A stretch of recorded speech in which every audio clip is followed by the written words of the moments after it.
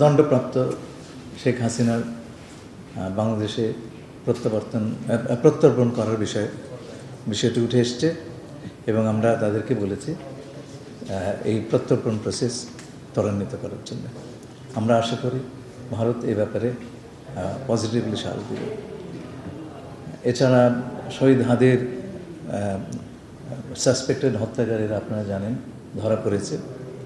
আমরা ভারত যে সমস্ত কাগজপত্র চেয়েছিল সব কিছু তাদের দিয়েছে।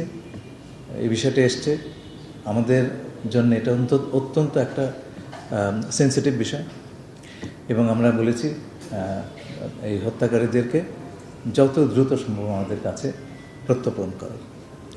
মাননীয় মন্ত্রী, এই সবশেষ 5 আগস্টের যে ঘটনা সেটি নিয়ে আমরা তো বাংলাদেশের পক্ষ থেকে আগেও জানানো হয়েছিল, তারপরেও যেটি হলো সেই প্রসঙ্গে আমরা একটা চিঠিতে অসন্তুষ্ট জানিয়েছিলাম। আজকের বৈঠকে এই প্রসঙ্গটি এসেছিল কিনা? কোন প্রসঙ্গটি? 5 আগস্টে শেখ হাসিনা। 5 আগস্টের ব্যাপারে আমাদের যে পজিশন আমরা ক্লিয়ারলি বলে দিয়েছি এবং সেটা গুরুত্বের সঙ্গে অনুধাবন করেছেন ভারতীয় কর্তৃপক্ষ। সেটা আমাকে গতকালকেও তারা জানিয়েছেন, আজকেও তারা প্রধানমন্ত্রীকে সেটা বলেছেন। স্যার দুঃখ প্রকাশ করেছেন, এই ধরনের কিছু কোনো শব্দ উল্লেখ করেছেন? তারা দুঃখিত 5 আগস্ট কাণ্ডে যেটা ঘটেছে, শেখ হাসিনা যেটা ঘটিয়েছেন। না দেখুন, এখানে দুঃখ প্রকাশের ব্যাপার নয় তো। আপনার একটা জিনিস ভালো করে বুঝতে হবে কী হয়েছে জিনিসটা। একটা রাষ্ট্রের 3টা স্তম্ভ থাকে: নির্বাহী, আইন প্রণয়ন এবং বিচার বিভাগ, এক্সিকিউটিভ, লেজিসলেটিভ অ্যান্ড জুডিশিয়ারি। দণ্ডপ্রাপ্ত হাসিনা তার জায়গা হচ্ছে জুডিশিয়ারি।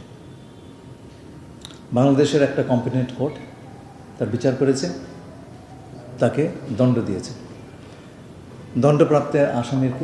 দণ্ডপ্রাপ্ত ব্যক্তির বিষয়ে কী হয়? তাকে কাস্টডিতে নেওয়া হয় এবং তার যদি কিছু বক্তব্য থাকে, আত্মপক্ষ সমর্থনের কিছু থাকে, সেটা আদালতে বলবে। তো 5 তারিখে হাসিনা যে কাজটি করেছে সেটা হচ্ছে বাংলাদেশের জুডিশিয়ারি রাষ্ট্রের একটি স্তম্ভ, তার প্রতি বৃদ্ধাঙ্গুষ্ঠে দেখিয়েছে এবং সেই কাজটি ভারত সরকার করতে দিয়েছে।